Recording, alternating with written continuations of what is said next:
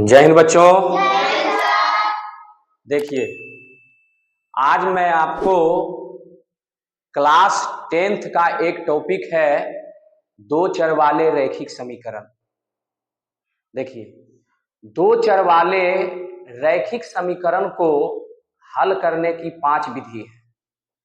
आज मैं आपको इस टॉपिक के माध्यम से सिर्फ विधि को एक्सप्लेन करने वाला हूं, है ना, कि कितनी विधियां होती है और इन विधि से समीकरण को कैसे हल किया जाता है, आपको फिर नेक्स्ट वीडियो में बताया जाएगा।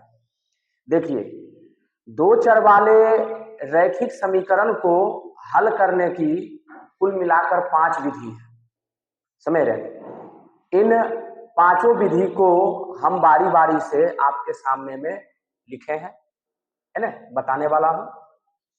देखिए, इस विधि के द्वारा हम दो चर वाले रैखिक समीकरण को बड़े ही शानदार तरीके से एक्सप्लेन कर सकते हैं। तो देखिए, आपका फर्स्ट विधि है, फर्स्ट मेथड है विलोपन विधि। देखिए, ये सिर्फ आपका विधि है। अगर किसी भी समीकरण को हम विलोपन विधि के द्वारा हल करते हैं, तुलनात्मक विधि के द्वारा हल करते हैं, प्रतिस्थापन विधि के द्वारा हल करते हैं, या किसी भी विधि के द्वारा हल करते हैं, तो आपका आंसर सेम आता है, पर ये विधि क्या है, अलग अलग है। तो फर्स्ट विधि को देखिए, हम लोग विलोपन विधि पढ़ते हैं। क्या पढ़ते हैं? विलोपन विधि, समझ रहे हैं। इसको इंग्लिश में बाय एलिमिनेशन पढ़ते हैं, समझ रहे हैं। क्या पढ़ते हैं? By elimination. देखिए, विलोपन विधि को हम लोग लुप्तीकरण विधि भी पढ़ते हैं। आप लोग ध्यान रखिएगा, विलोपन विधि को हम लोग लुप्तीकरण भी पढ़ते हैं।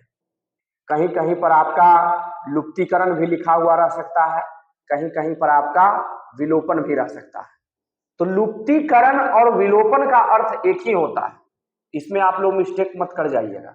ऐसा नहीं कि लुप्तीकरण अगर आपको कहीं पूछ दिया जाए, है ना, और कहीं विलोपन पूछ दिया जाए तो आप लोग उसमें मिस्टेक कर जाइएगा। ऐसा नहीं होना चाहिए, है ना। लुप्तीकरण और विलोपन का मतलब सेम ही होता है ना। देखिए, दूसरा आपका है तुलनात्मक विधि, है ना। तुलनात्मक विधि को हम लोग बाय कंपैरिजन बोलते हैं, है ना। क्या बोलते हैं? बाय कंपैरिजन बोलते हैं, समझ रहे हैं। तो आपका ये हो गया विलोपन, और ये अगला टॉपिक आपका हो गया तुलनात्मक। अगला टॉपिक आपका है प्रतिस्थापन विधि, है ना। क्या बोलते हैं? प्रतिस्थापन विधि।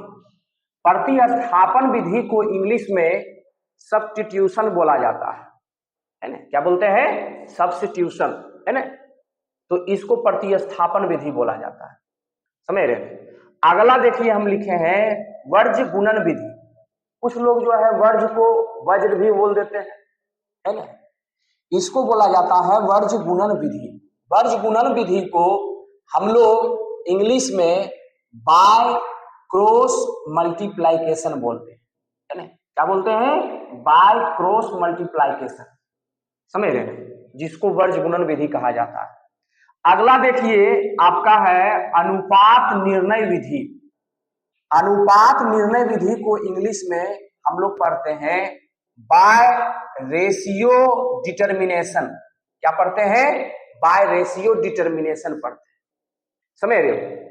तो इस प्रकार से दो चर वाले रैखिक समीकरण को हल करने की कुल मिलाकर 5 विधि है, समझ रहे हैं।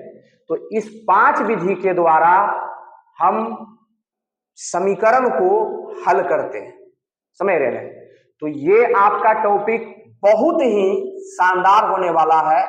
हम आपको इसमें से जितना भी विधि बताए हैं, पांचों विधि को हम बारी बारी से आपको step by step next video में एक्सप्लेन करने वाले हैं, है ना। बेहतर से बेहतर तरीका से समझाने वाले हैं।